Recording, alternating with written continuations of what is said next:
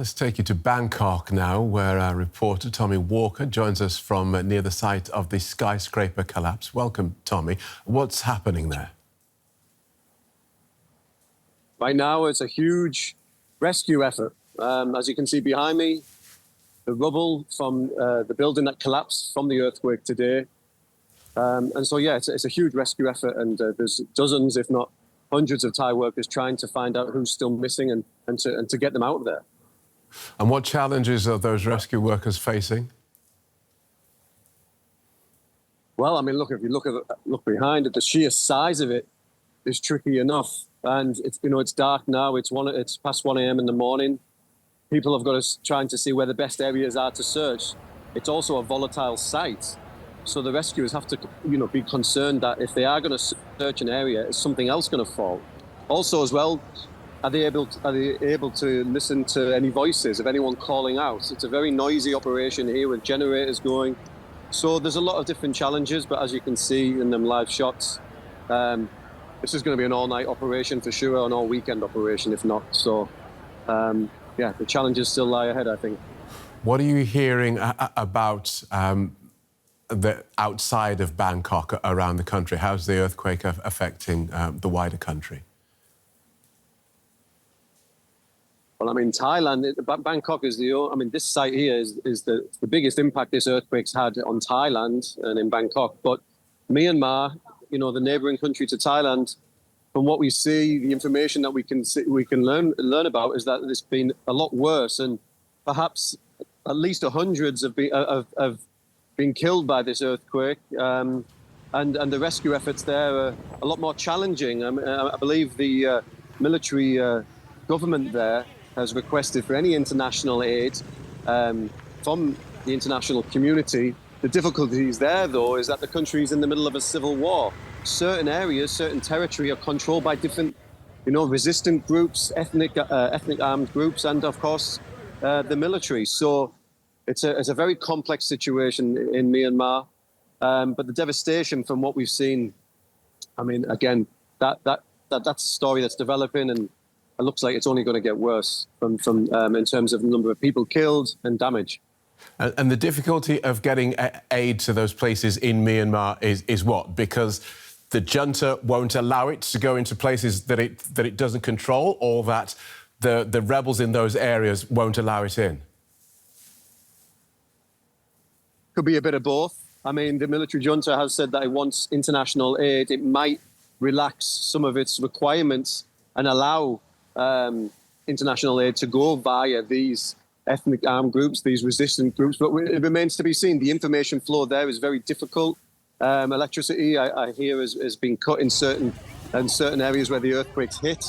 So it remains to be seen of how that aid gets through. And, it's obviously vital and it's needed, but it's such a complex situation in Myanmar now, so we're not sure if the military or the opposition are going to allow it. Hopefully they do, and hopefully they can come to some form of temporary truce to allow this to happen, because as you can see in them images, the resources that Myanmar currently has is a lot less than what Thailand has. So it really needs help. And, unfortunately, that disaster looks like it's only going to get worse with the number of people who have died.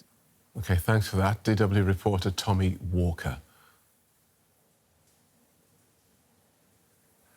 Well, Dara Goldberg is a geophysicist with the US Geological Survey. Welcome to DW. I understand your organisation believes there could be thousands dead in Myanmar, where the official death toll is at about 144. How did you reach that conclusion? We estimate fatalities and economic loss based on what we know about the earthquake's location, its depth. Shallower earthquakes have a larger impact on the structures at the surface. We also consider the population centers and how close the earthquake is to known population centers, and the known types of structures that are built in this area. So overall, in this region, the population resides in structures that are vulnerable to earthquake shaking, although there are resistant structures as well. And from that, we've estimated that there could be upwards of thousands of deaths. Of course, we are hoping for fewer. Right. And as I understand it, the problem with this earthquake is that it is big and shallow, and and therefore it's the devastation spreads, and of course it's wide as well, going from Myanmar to Bangkok.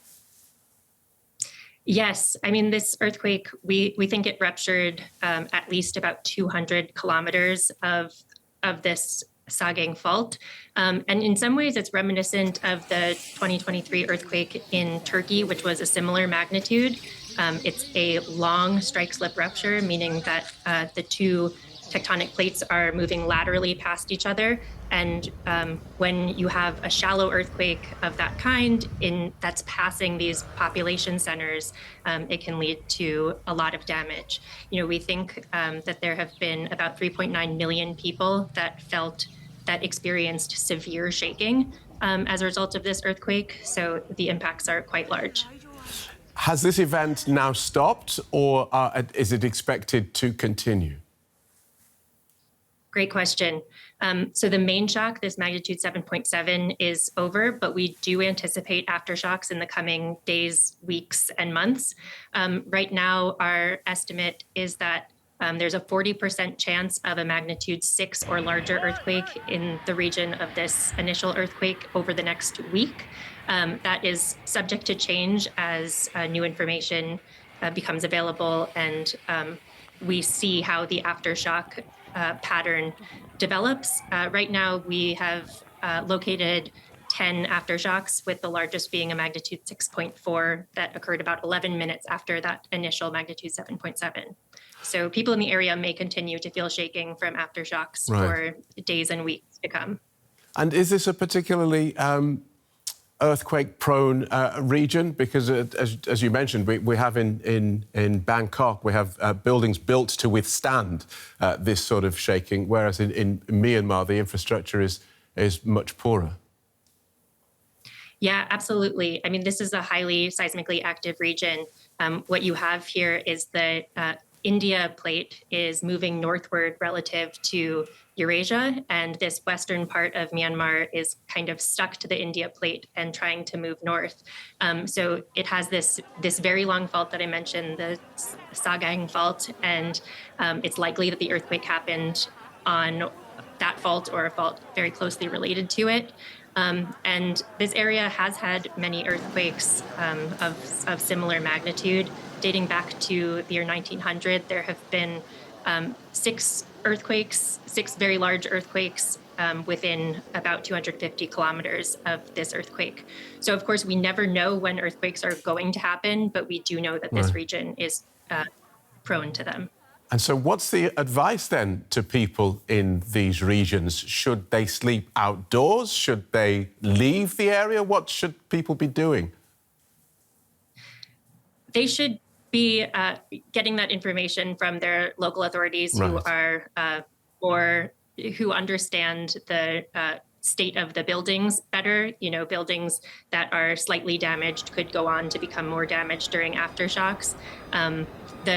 The advice in the United States based on our building code is when you feel shaking to duck, cover, and hold on, which means to get under a table to minimize anything falling onto your head. But that advice is not the same globally, depending on the conditions on the ground.